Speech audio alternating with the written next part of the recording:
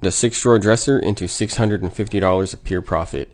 I've removed all the drawers looking for any damage. I found that these dovetail joints were coming apart, so I used some glue and a pin nailer to get those back together.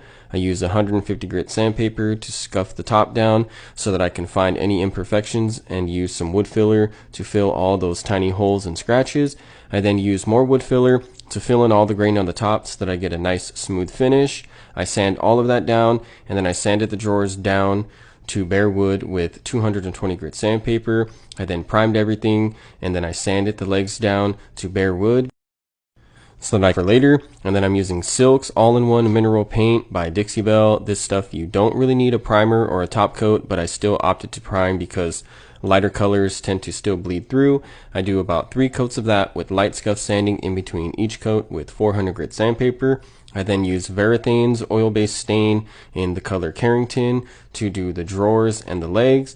And then I move over to Dixie Belle's Big Mama's Butter so that I can give everything a nice rich finish. And then conditioning all of the side drawers. They were pretty dry, and this stuff really brings these things back to life. The last thing that was left to do was put all the drawers in, and then we'll take a look at how this piece looked before and how it's going to look after.